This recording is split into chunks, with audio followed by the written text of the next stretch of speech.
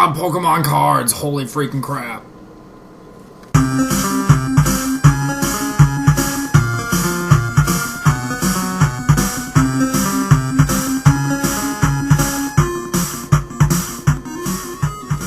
Alright everybody, here we go. We got a battle coming up, but I have the wrong lead. I was supposed to lead with something else. So I'm immediately going to just run away and switch around the dudes and get them properly set aligned in order. And here we go. There you go. You're supposed to set up sand first when you use sand in your team, right? And, set up stealth rock first when you have that in your team. So that's what I needed to switch to. He goes out to a pert, and I'm predicting him just to stealth rock immediately as well. So I'm going to head out to Blastoise, my spinner. This team's pretty lols overall. I pretty much just wanted to use Aerodactyl with Rest, Sleep Talk, Whirlwind, and Roar. And kind of build a couple of dudes around him is pretty much where it's at. But my offensive power is not too much. So I go with the Toxic because he still hasn't set up Stealth Rock. So I figure he's probably going to predict it. But just in case he puts up rocks, I'll go for this instead. Doesn't quite work out. He makes the correct play. And I got to my Skarmory, to which I knew he was going to U-turn again, but I wasn't about to stay in there and take a U-turn just so I could Toxic potentially something. And yeah, I would have Toxic to Starmie. Fantastic. That would have been just stellar. So there wasn't a whole lot I could really do. So I stayed in and let him get advantage yet again, and now I got a couple of options, but I'm pretty much just going to go to Bliss. I was hoping he would go for an attack first and Rapid Spin second, but for the second time out of 2 times, he's done the the unfortunately for me correct order of moves in a row in the correct order. I think whatever, you guys know what's going on because this one's got Aromatherapy and Shadow Ball. I would have loved to hit him with the Shadow Ball, but unfortunately I'm not going to get that chance because I knew he was going to switch again to something. I tried to predict that Sizer was going to come in, and unfortunately I was wrong. Something else. And there's nothing I can do to this guy, so now I have to switch again, and things are just going wonderful, and there's free Stealth Rock. I'm like, this is fantastic. So now I've got 3 options. Well, really 4 options. I could Rapid Spin the stuff away, which I know this is a defensive team, so I care more about my defense more than my offense, so I'm going to blow the Stealth Rock away instead of Toxicking or going for an Ice Beam. And I'm going to go for a Surf now, thinking that Sizer may be coming back in. Potentially something I haven't seen is going to come back in, so I'm just going to go for Stab. And he actually sticks around to go for Stealth Rock again, which surprises me. Considering this guy often has Toxic and Ice Beam, he definitely predicted the Toxic earlier. I'm just really surprised he went for that. But of course it worked out perfectly. So, 3 for 3 on just the perfect move at the perfect time, as opposed to me going for Ice Beam or something like that. So I'm able to spin it away again because he knows he can't take it even with Recover or Roost, or it'll be really, really close. It's dicey, so he's not going to go for it again right there. That allows me to blow rocks away yet again, and I really need this dude dead. I predicted him to... No, I haven't set Stealth Rock back. I don't even know if I set Stealth Rock back up the rest of the time, so... I went to Bliss, even though it was really obvious, and I expected Sizer to come in, forcing me to go to Skarm the next turn while he U-turned out to something else and have to go back to Bliss anyway type of deal. But instead he cared more about getting his Roost up, which is fine, because now I know he's going to set up Stealth Rock and I'm going to be able to hit him with an Ice Beam, so that's really fantastic. I'm going to get the thing finished off while he thinks I don't have it because I went for Surf the first time. So for once, something finally went in my favor, even though I had to pretty much lose almost all of Blastoise for it. He's just a hair out of Torrent. I'm like, go figure. And of course, Stealth Rock is still up, so I still have to spin that. He still has a way to avoid Toxic, so this guy has no way to heal. I would have liked to have a Starmie with Rapid Spin and Recover, but I don't have one, and I'm not going to breed one, so Blastoise is my only option for this spot. Otherwise, I would have actually preferred, having Starmie do this exact same thing, but with Recovery. So, unfortunately for me, so he brings in this dude, which I know Skarm is going to be able to take anything he wants to dish out. And I pull a Cooper Syndrome, and I completely miss Life Orb, and I was thinking CB. So I'm like, sweet, he's going to switch, because he's not going to want to do that again. So, as opposed to, setting up Spikes, or Roosting, or Drill Pecking even, I decided to go for Whirlwind, which is the worst of my 4 options. And then it comes a Fortress, and I know it's game over right now. Considering the strategy that I wanted to do with my Aerodactyl, like, all I wanted to do was get up sand and get something up and just try and blow dudes away for fun all day. Whether it worked or not, I didn't care. I just wanted to give it a shot. But the Fortress comes in, and I know that now he's got 2 spinners, which, by the way, if you guys were watching the video as opposed to listening to me, he made another perfect prediction there. So he's completely outplaying me at this point, making me look like a fool. But as soon as I saw that second rapid spin, which I have never seen before in my life, mind you, I know I can't win unless I don't know. I don't think I can win at this point. I suppose it's possible. I drew first blood after all, but he draws next blood, and I'm expecting him to draw more blood. So I predict him to switch because, you know, that's kind of what you do when you have a ×4 weak in there versus a guy super effective stab. But he doesn't, so he makes another perfectly timed play at the perfect time. And so then I figure I have expert belt on here, which I really hate, by the way, but he might think I'm choice banded and might think I'm stuck on crunch, so I'm going to go and, you know, stay in and switch to flare blitz, and then he switches, making another perfect move at the perfect time, and I'm just like, Jesus Christ, can I get anything to go properly here? He's just ripping me to shreds. I did get a crit, which allowed me to finish it off, but after all these hazards, I wasn't able to keep this dude much around. I didn't really want to have Arcanine because of the because of the weakness to Stealth Rock and all, but I just didn't really like Ape, and I wanted the priority of extreme speed as opposed to the utility of U-turn, so I was kind of stuck with Arcanine.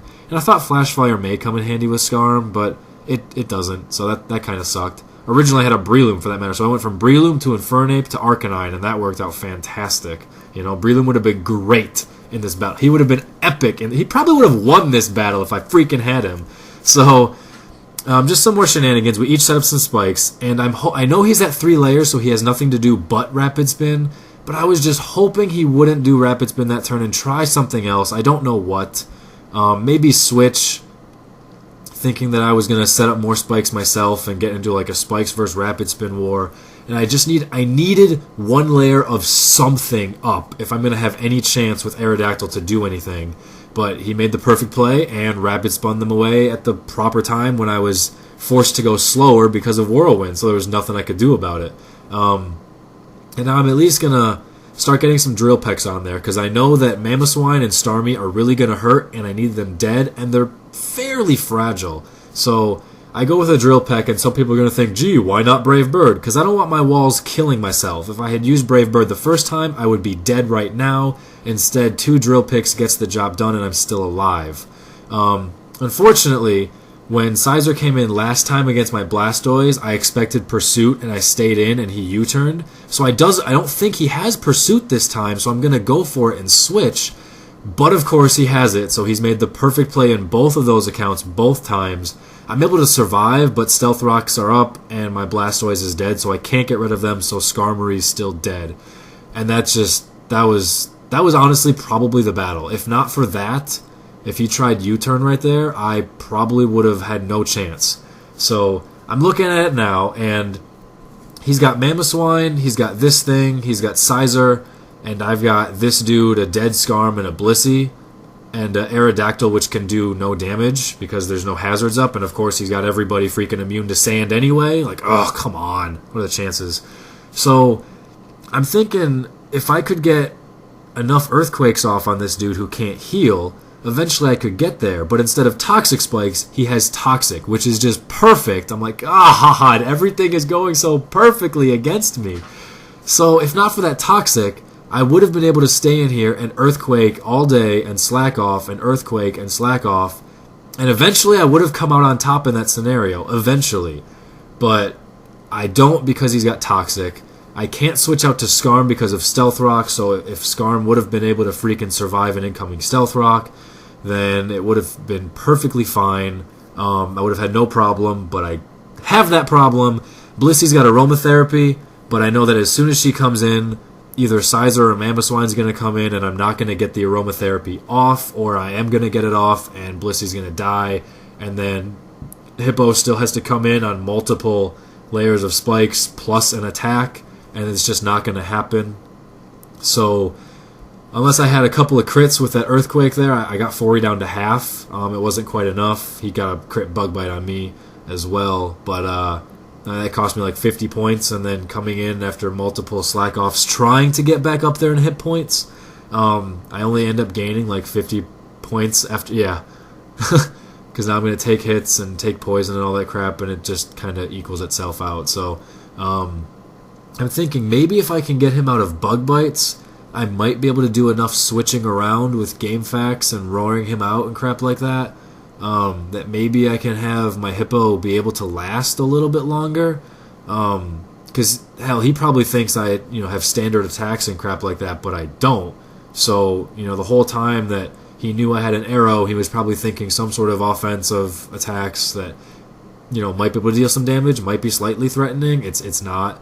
Plus, he's got Mamoswine, which will kill it with Ice Shard, and Sizer, which will kill it with Bullet Punch. So this thing is really absolutely nothing once he decides he can switch out. I should have went for Roar or Whirlwind right here, because he's going to wake up and do nothing and then just die.